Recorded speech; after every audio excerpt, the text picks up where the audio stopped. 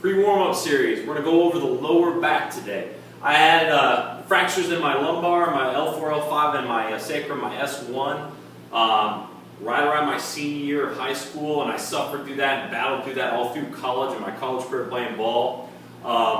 Went to physical therapy, right? And I did a lot of the exercises, the Supermans, the bird dogs, lower ab type work. It didn't really help me. It wasn't until I figured out these 4 or 5 main exercises that I'm going to show you I really started getting benefits and really started healing the right way. And I'm going to tell you first and foremost, if you have a low back tightness or low back injury, look immediately to your hamstrings and look immediately to your hips.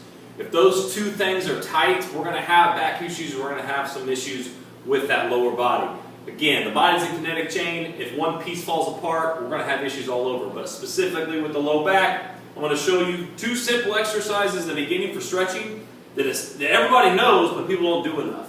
First exercise is a lunge stretch, working on the hip flexor. You call the hip flexor a lunge stretch.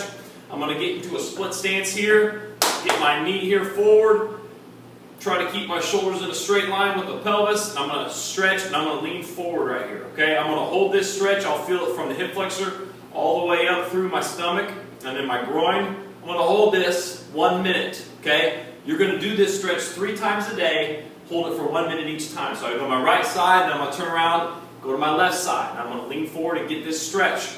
Open those hips up a lot. Once you get good at this, you can start throwing in some rotation. Knee is down, I'm going to rotate to the side of the knee that is forward, rotate, reach up to the sky, like I'm holding the world out to my right, okay? You do the exact same thing both ways. I cannot stress enough the importance of 3 times a day, morning, afternoon, and evening before bed. The consistency, the way to help with your mobility is you got to do it day in and day out multiple times a day. The next stretch is what I call an iron cross stretch. I'm going to lay flat here on my back, okay? I'll bring my right knee across my body over to the side here. I'm going to keep my right arm on the ground, try to keep my shoulder on the ground here. I'm going to pull this knee down to the ground as hard as I can. Make sure I'm breathing. When we're stretching, we're always breathing. Breathe in, breathe out. You might even feel a good pop in the lower lumbar part of the spine. And hold this again, 1 minute. You're going to do this 3 times a day. Once I get done with the right side for 1 minute, I'm going to go straight to the left side. Again, 1 minute, hold it. Breathe in, breathe out. Okay, nice and under control. When I get done there, okay, we're just going to do it to a basic hamstring stretch. I'm going to reach out, try to grab the back of my foot. I'm going to hold this, again, 1 minute. Okay, switch sides, hold it again, 1 minute. There's a lot of hamstring stretches you can work on. This is just a basic hamstring stretch. The first 2 exercises were huge mobility issues for me. A lot of guys, they're lifting all the time and they're not focusing on static stretching. Static stretching gets a bad rap. I always advise a 5-minute cool down at the end of every single workout where you either elevate your legs or you're working on some kind of stretching. Foam rolling is great as well. Foam rolling the IT band, foam rolling the hamstrings, the quads, the lower back, and the piriformis muscle in the butt.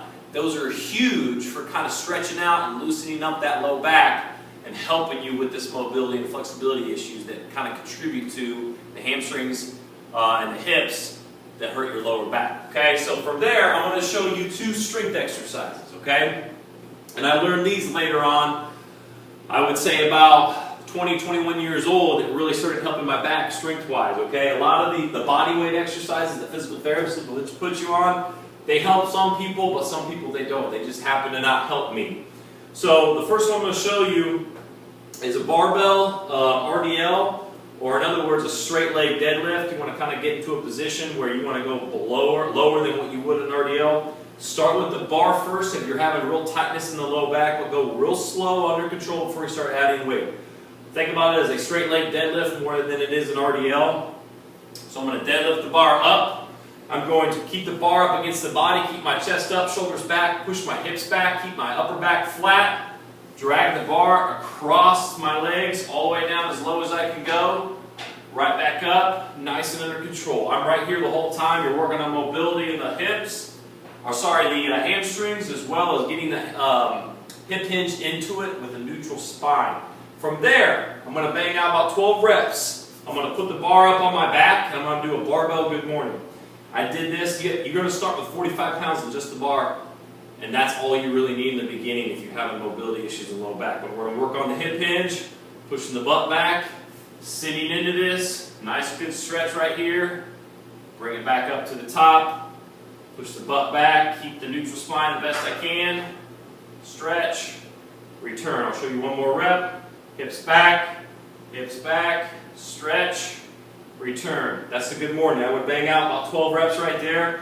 I'm doing 3 sets, 12 reps. You don't have to go too heavy. If you're already doing these in your program, that's great. A lot of people don't throw in barbell good mornings, but it really helps stretch out my back and work on that strengthening and that core issue that I had in my lower back.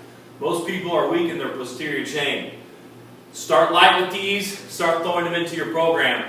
RDLs are in a lot of strength coaches programs. I love the good mornings because they help out a lot.